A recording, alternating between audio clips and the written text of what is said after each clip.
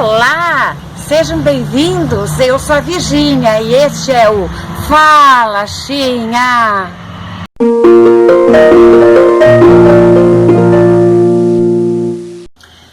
Bom, o que me traz aqui hoje é falar um pouquinho sobre o Setembro Amarelo.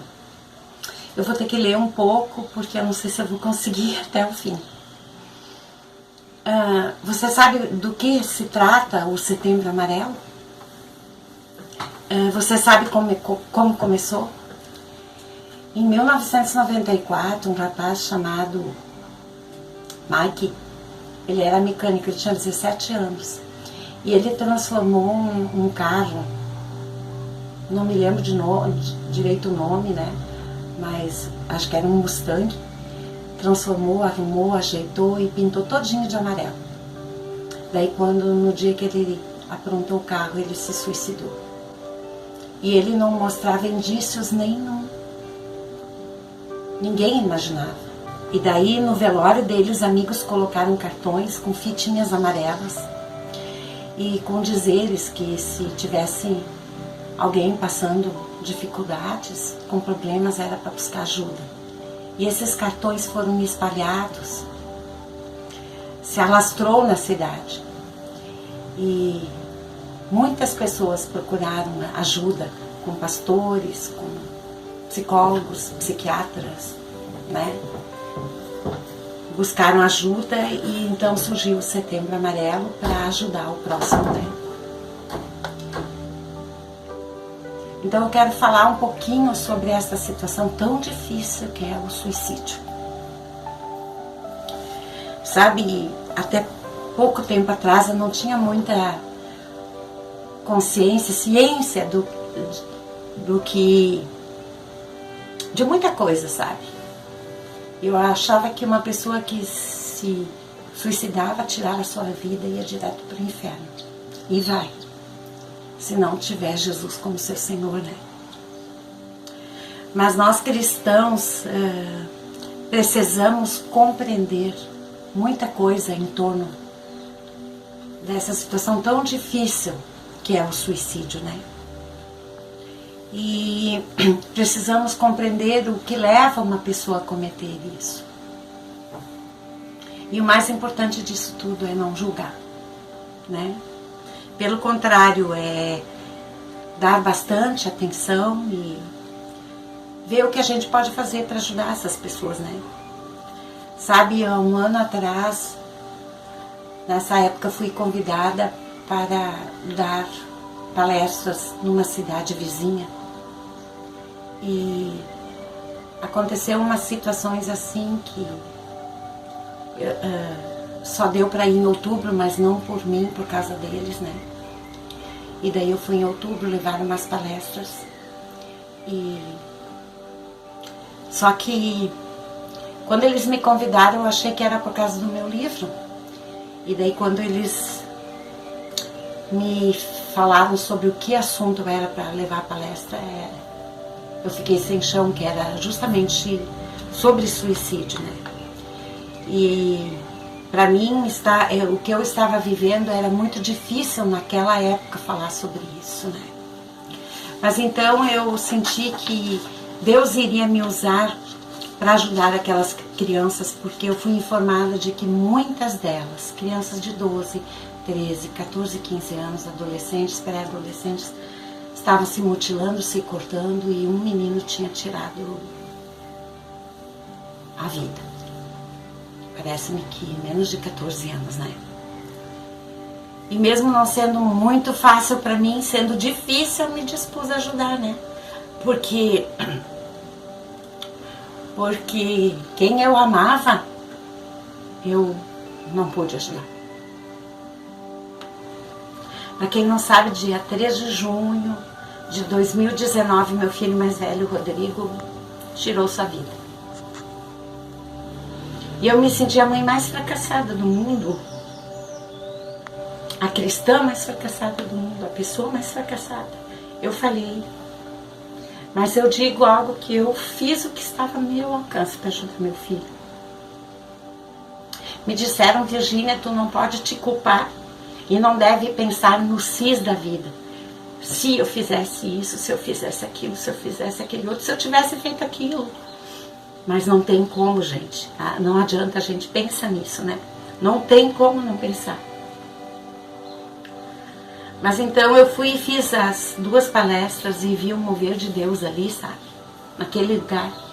Ver crianças necessitadas, carentes, passando por suas mentes fazer o que meu filho fez, né? E eu pude ajudar, trazendo a palavra de Deus, a esperança. E não tenho estudos, não sou formada, só sou escritora porque Deus me colocou me levantou para isso, de uma maneira para que eu contasse as minhas experiências que eu tive com o Senhor, com o inimigo, e pudesse levar esperanças às pessoas. E foi o que eu fiz. Eu disse para as professoras de lá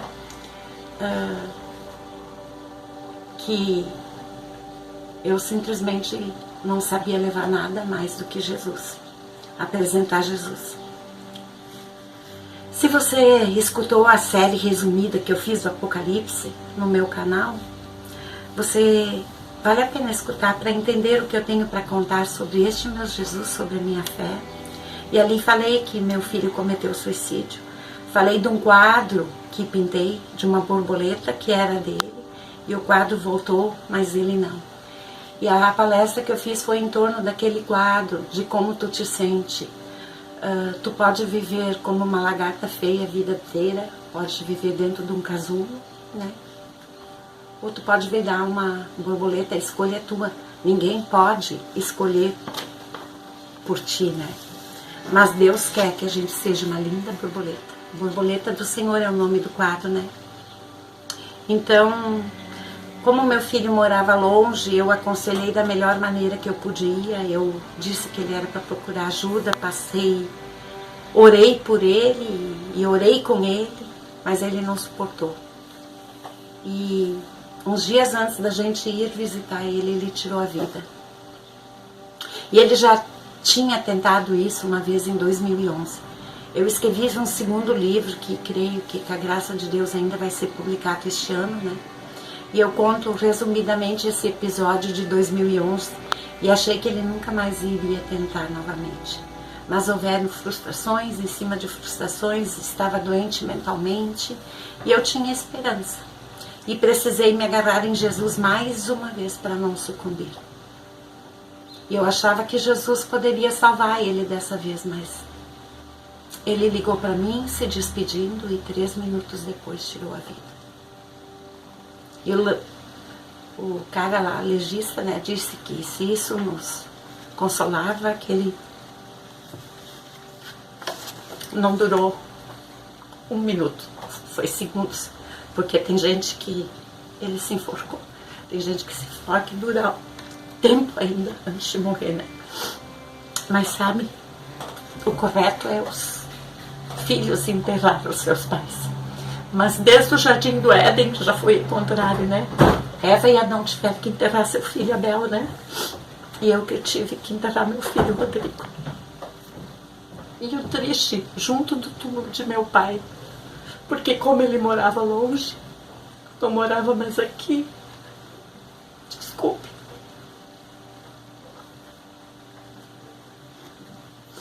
A prefeitura não cedeu espaço. E isso foi muito triste para mim. Mas sabe, esse Setembro Amarelo é triste.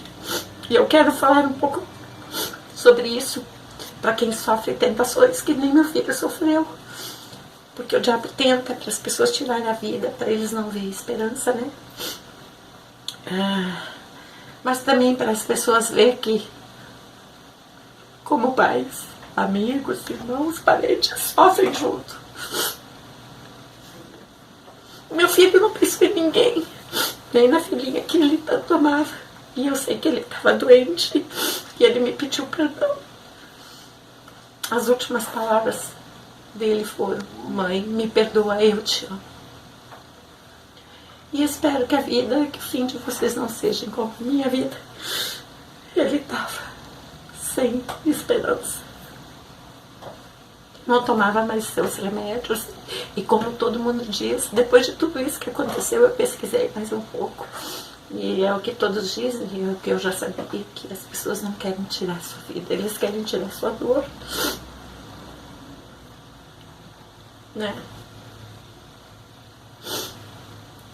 E então, quando iniciou aquele Setembro Amarelo, então as pessoas receberam aquelas fitas com os cartões e muitos foram curados.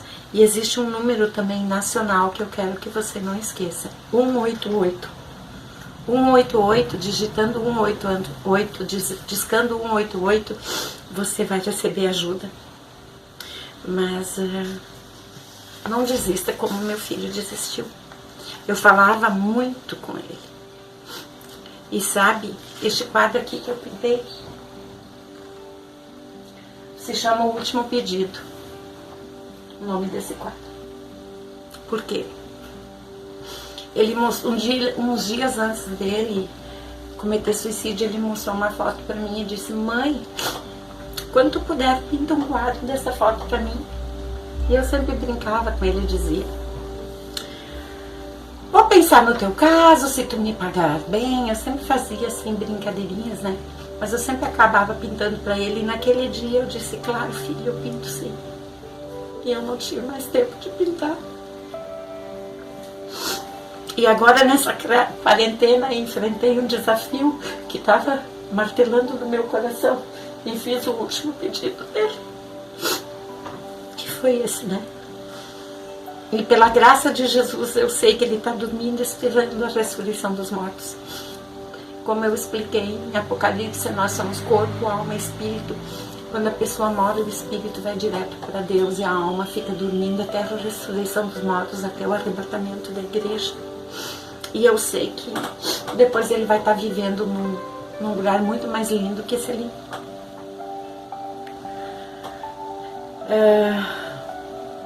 E como eu disse, né, há anos atrás eu sempre pensava que quem morria ia direto para o inferno. Mas quem não tem Jesus não crê no Filho de Deus, porque daí tu vai me dizer: mas teu filho tinha Jesus e tirou a tua vida, o que adiantou, né? Pois é, eu não quero ser juiz, não quero julgar, mas confesso que no momento que aconteceu eu senti o mesmo. A gente perde a noção do tempo, não sabe o que pensar, o que falar. É um trauma muito grande. Literalmente eu senti como se tivesse perdido meu filho. Dores de parto, eu senti dores de parto, eu não conseguia ficar em pé, minhas pernas doíam. Eu senti dores de parto. É um trauma muito grande. Mas Jesus morreu pelos pecados dele, porque ele estava doente. Ele falhou em não buscar ajuda, como eu indiquei. Estava passando por muitas crises, inclusive financeira, e não estava mais tomando os remédios que deveria tomar. E o que me deixou arrasada é que ele falava para mim, mas eu morando tão longe, só pude aconselhar, e as pessoas de onde ele morava não ajudaram ele, porque ele buscou ajuda em algumas igrejas cristãs e não recebeu. Sabe, essas coisas acontecem, nem sempre a gente tem discernimento. Eu orava, eu clamava, eu jejuava, mas eu sempre tinha esperança que Deus ia salvar ele, que ele não ia fazer de novo, mas não deu mais tempo, sabe? E essas coisas não acontecem de uma hora para outra, geralmente é planejado por muito tempo, e as pessoas não percebem às vezes. É como no caso dele, ele já havia então atentado em 2011, né?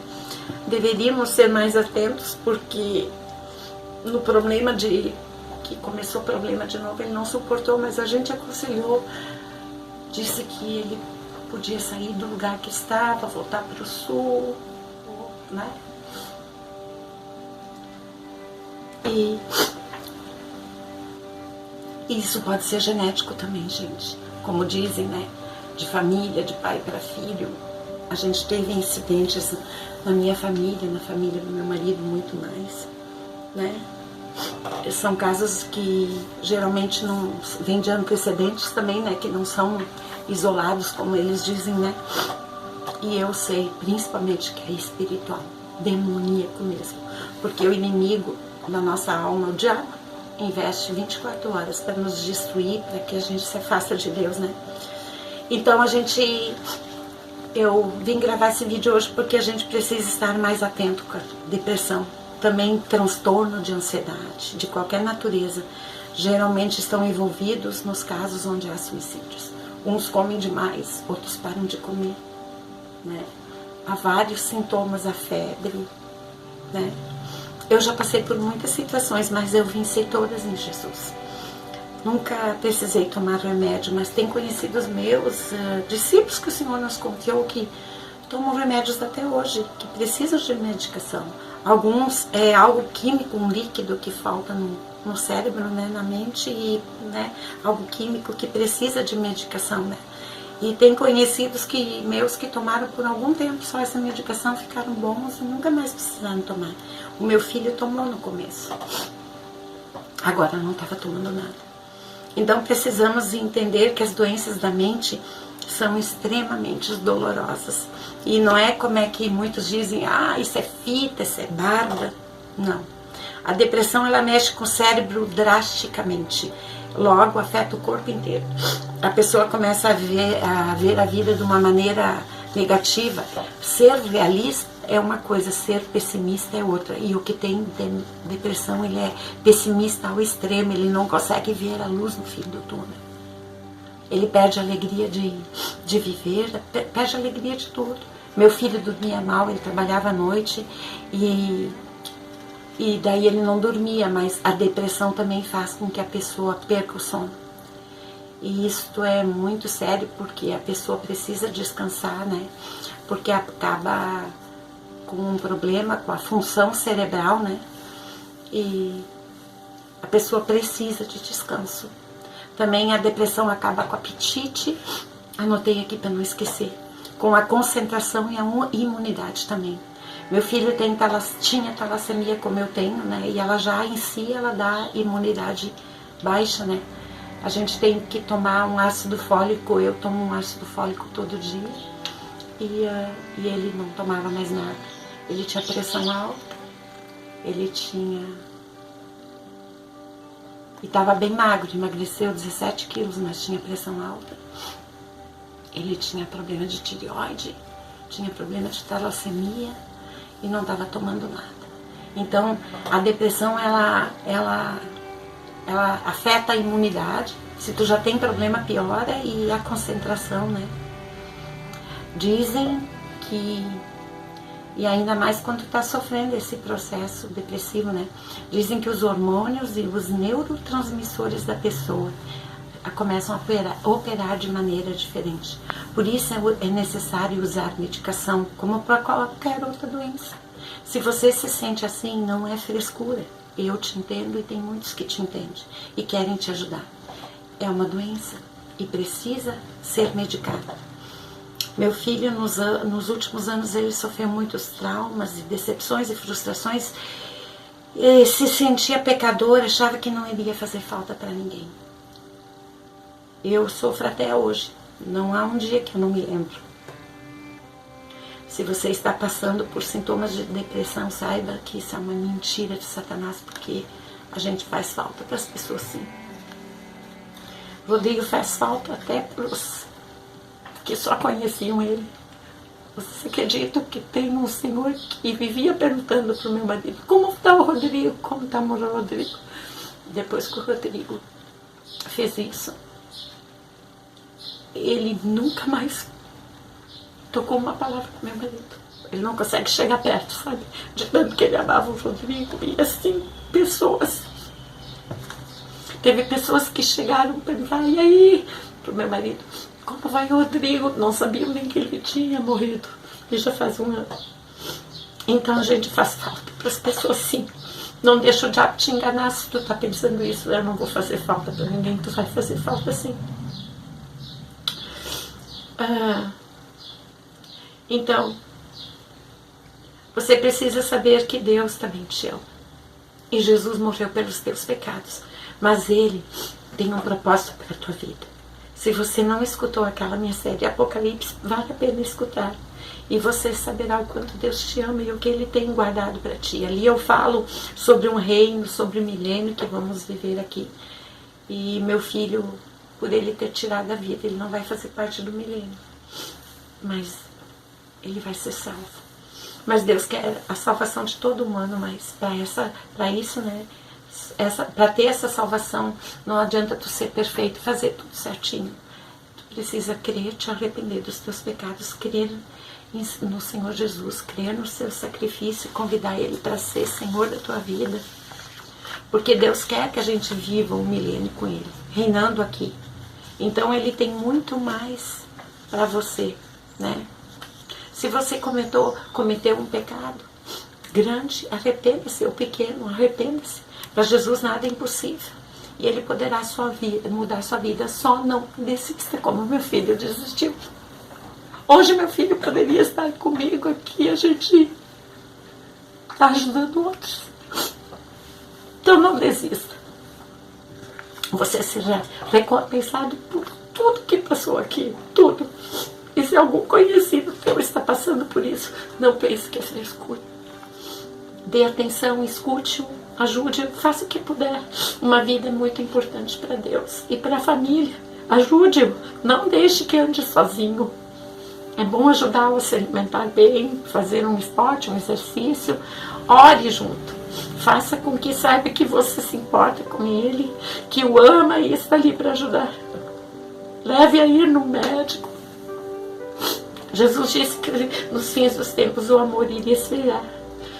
Tiveram pastores sobrecarregados que ajudaram muitas pessoas e não foram ajudados e acabaram tirando suas vidas. Pastores. Então, se você está enfrentando sintomas de pessimismo, negatividade, seja sincero, não haja sozinho, busque ajuda. Nem sempre alguém perto de ti vai entender. Como eu digo, vai cair a ficha. A gente está tão acostumado que as pessoas, às vezes, a gente não entende. Seja transparente. Lembra-se de, em primeiro lugar, buscar ajuda no Filho de Deus, Jesus. Ele não tem a mão encolhida, que não possa te socorrer. Depois tem pastores fiéis. A igreja, igreja, corpo de Cristo, membros fiéis que podem te ajudar. Busque ajuda. E tem esse número que eu falei, o 188. Pense nos seus pais, na sua família. Você não faz ideia do que eu passo. Não queira isso para um amado seu. Tá bom? Para terminar, eu vou ler Salmo 27:10, que diz que ainda que me abandone pai e mãe, o Senhor me acolherá. E o Isaías 49:15 diz: porventura pode uma mulher esquecer-se tanto do seu filho que cria, que não se compadeça dele, do filho do seu ventre? Mas ainda que esta mãe se esqueça dele, contudo eu não me esquecerei de ti. Jesus está dizendo isso para ti, tá? Jesus cravou nas palmas das mãos dele, naquela cruz, o teu nome. Lá, naquela cruz, nos cravos, nos pregos. E Ele tem o melhor ainda para ti. Diz na palavra que o melhor de Deus ainda está por vir. Confia nele, mais Ele fará, tá? Deus te abençoe. Agora eu só quero orar com você. Pai amado, te agradeço porque até aqui Tu nos ajudou, tem dado forças para mim, para minha família, para o meu marido. Ajuda meu outro filho, Senhor, que para ele foi um trauma tão grande que ele quase desistiu de lutar. E ajude nossa família, ajude a família de todos os enlutados, esses que perderam filhos, que cometeram suicídio, também que foram assassinados ou morreram assim desse Covid, de tantas doenças. Dá força, carrega no colo, Senhor, que possam superar esse trauma na Tua presença e que não pense em fazer bobagem. Cuide de Teu povo, Senhor. Coloco cada pessoa que está assistindo o meu canal e curtindo e visualizando e aqui comigo orando. Guarda ela. Que o Senhor te abençoe e te guarde. Em nome de Jesus, que o Senhor faça resplandecer o seu rosto sobre ti, tenha misericórdia de ti. Que o Senhor sobre ti levante o seu rosto e te dê a paz. Em nome de Jesus. Deus te abençoe.